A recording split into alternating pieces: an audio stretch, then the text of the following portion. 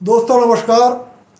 यदि आपके द्वारा कमाई गई भ्रष्टाचार से काली कमाई को भारत का दुश्मन देश आपके लिए सुरक्षित रखता है तो आप भी उस दुश्मन देश की तारीफ करोगे। लेकिन मेरे इस कथन का मतलब आप राहुल गांधी के उस बयान से मत जोड़ देना जिसमें उन्होंने अमेरिका जाकर चीन की तारीफ की है। दोस्तों, इस YouTube चैनल चर्चा के विषय में आपका स्वागत है और आज बात करेंगे रूस यूक्रेन युद्ध पर। इस बात पर, इस आशंका पर कि क्या रूस को इस बात की जल्दी है कि किसी तरीके से रूस और यूक्रेन के मध्य जल्द से जल्द युद्ध विराम हो जाए। दोस्तों, ऐसी जल्दी दो तीन कारणों से हो सकती है कि एक तो दिमाग में डर हो कि पराजय हो सकती है, एक डर ये हो कि अभी तक युद्ध दूसरे के इलाके में लड़ा गया है, अब युद्ध मेरे इलाके में आ रहा है, यह भी एक डर हो सकता है। और तीसरा डर ये भी हो सकता है कि जो मेरा उद्देश्य था वो पूरा हो गया तो अब आगे को युद्ध करने से फायदा क्या। और चौथा डर ये हो सकता है कि अमेरिकी राष्ट्रपति पद के प्रत्याशी का चुनाव परिणाम रूस को नकारात्मक रूप से प्रभावित करेगा। दोस्तों, यह बात मैं इसलिए कह रहा हूं कि सबसे पहले आपने देखा होगा कि मोदी जी रूस गए थे, जहां मोदी जी और पुतिन के बीच में एक चर्चा हुई। उसके बाद प्रधानमंत्री मोदी यूक्रेन गए और जेलेंस्की से बात करी। ऑफिशियली कुछ नहीं कहा गया, लेकिन चर्चा थी कि मोदी जी एक शांति का प्रस्ताव लेके गए। शांति के उनकी मीटिंग के बाद ऐसा लगा कि जेलेंस्की मोदी जी की बात से सहमत नहीं है और वो फिलहाल युद्ध रोकने के लिए बहुत ज़्यादा इच्छुक नहीं है। फिर हम देखते हैं कि रूस के राष्ट्रपति का एक बयान आता है कि चीन, भारत और ब्राज़ील इस रूस यूक्रेन युद्ध की मध्यस्थता कर सकते हैं।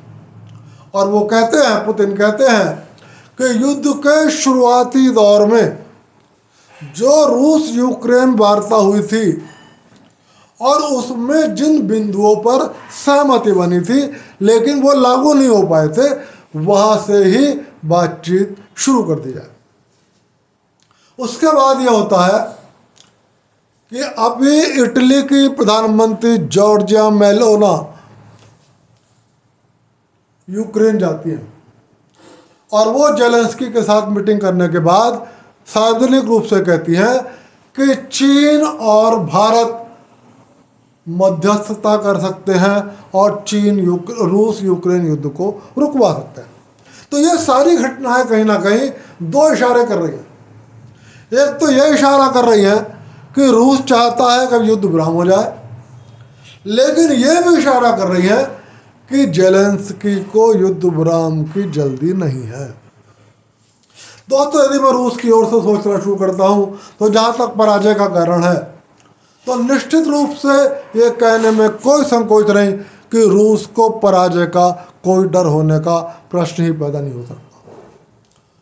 युद्ध यूक्रेन से पराजित रूस नहीं हो सकता। लेकिन हाँ, जो एक दूसरा प्रश्न है कि जो उद्देश्य था वो पूरा हो गया हो, ये हो सकता है। डोनबास इलाके पर कब्जा करना रूस का उद्देश्य था, ये बात खुद राष्ट्रपति पुतिन ने कही है और वो कब्जा लगभग पूरा हो गया है। तो इसलिए रूस ये चाहता हो कि भाई जो कब्जा करना था वो कब्जा कर लिया, अब आगे लड़ने से क्या फायदा। इसलिए रूस की इच्छा हो कि अब युद्ध विराम हो जाए।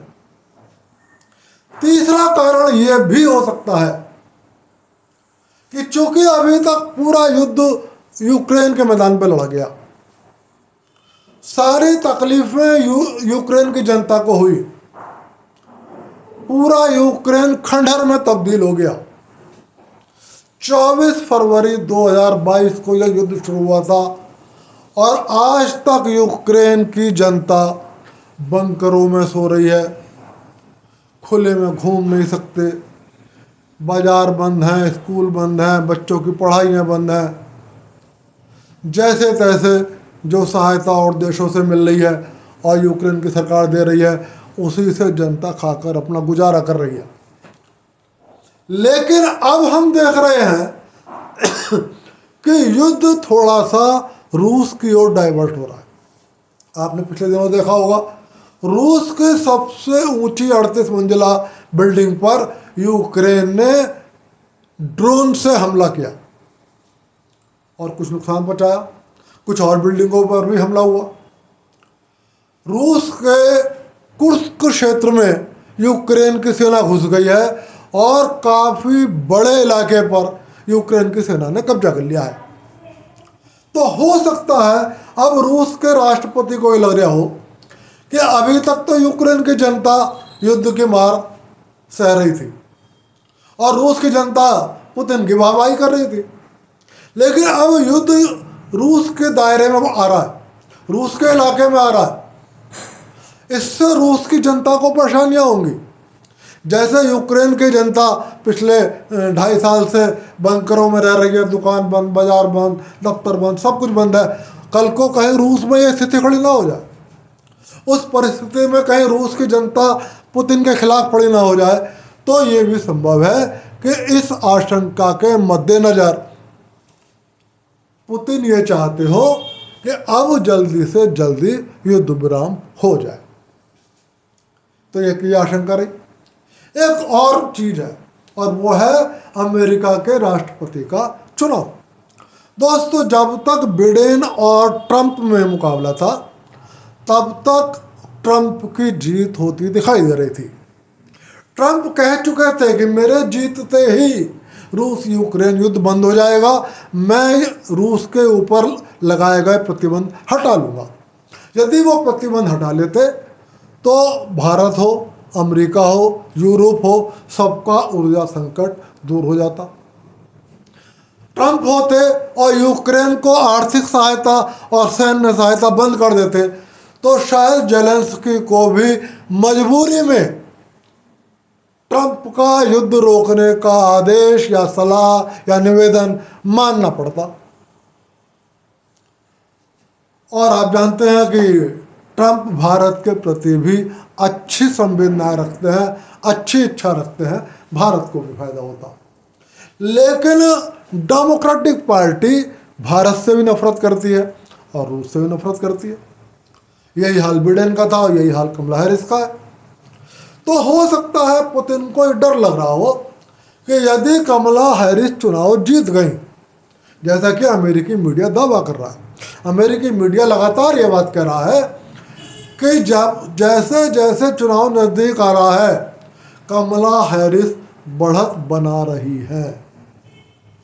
तो हो सकता है पुतिन के दिमाग में यह हो कि भाई उस परिस्थिति में कमला हैरिस और ज़्यादा आर्थिक सहायता और ज़्यादा सैन्य सहायता यूक्रेन को देंगी, नाटो से और यूरोपीय देशों से और ज़्यादा सहायता यूक्रेन को दिलवा देंगी, तो युद्ध लंबा खींचेगा।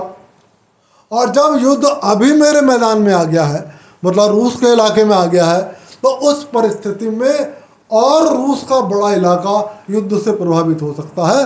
तो ये आशंका राष्ट्रपति पुतिन के मन में हो सकती है और इसलिए वो ये चाहते हो कि अमेरिकी राष्ट्रपति के चुनाव से पहले युद्ध विराम हो जाए। आशंका इसलिए भी लग रही है कि भारत के एनएसए डोभाल संभवतः 1-2 दिन में या तो रूस जाने वाले हैं या रूस चले गए हैं, और वो भी रूस यूक्रेन युद्ध पर बातचीत करने गए हैं। वो राष्ट्रपति पुतिन को जेलेंस्की और मोदी जी के बीच में हुई बातचीत का निष्कर्ष बताएंगे और भावी संभावनाओं पर राष्ट्रपति पुतिन और रूस के एनएसए से डिस्कस करेंगे।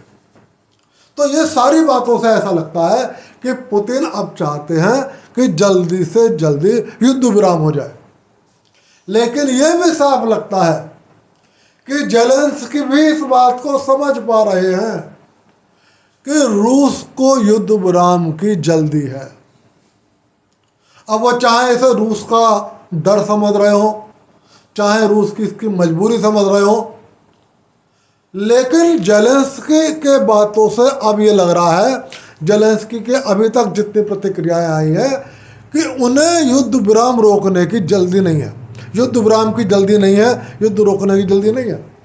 शायद उनके दिमाग में यह आशंका है या उनके दिमाग में ये बात है कि अब जब युद्ध रूस के इलाके में जा ही रहा है, तो जैसे यूक्रेन की जनता ने पिछले 2.5 साल से परेशानियां भोगी हैं, अब रूस की जनता को भी युद्ध की विभीषिका का एहसास कराया जाए, रूस के भी बड़े बड़े मंजिलों को खंडहर में बदला जाए, रूस के भी दफ्तरों को, बाजारों को ठप कर दिया जाए और रूस की जनता को भी लगातार बंकरों में रहने को मजबूर कर दिया जाए। ये सब बातें जेलेंस्की के दिमाग में भी हो सकती है। दोस्तों, हमें सबको यही प्रार्थना करनी चाहिए कि ईश्वर पुतिन को भी सद्बुद्धि दे और ईश्वर जेलेंस्की को भी सद्बुद्धि दे। चाहे अब जब तक जो भी कुछ हुआ सो हुआ, युद्ध रुक जाए, अच्छा है। ट्रंप के जब चुनाव में आ गए थे तो जेलेंस्की ने उनसे बात भी की थी कि भाई यदि आप इस तरह से करोगे तो हमारा तो बुरा हाल हो जाएगा। तो उन्होंने उनको वादा दिलाया था कि हम तुम्हारी भी परेशानियों को देखेंगे और तुम्हारे यूक्रेन के नज़रिए से भी सोचेंगे, आपको बहुत ज़्यादा परेशान होने की जरूरत नहीं है। तो सबको ये कोशिश करनी चाहिए और जेलेंस्की को भी अब बदले की भावना से ऊपर उठना चाहिए। और यदि ऐसा मौका मिल रहा है कि रूस यूक्रेन युद्ध रुक जाए, तो रोकने के प्रयासों में उन्हें भी आगे आना चाहिए। दोस्तों, आज की चर्चा बस यहीं तक। कल फिर मिलेंगे किसी विषय पर, और फिर यह कहूँगा, वीडियो पसंद आए तो लाइक कर देना और मेरे चैनल को सब्सक्राइब कर देना। एक बार फिर आप सभी को मेरा नमस्कार।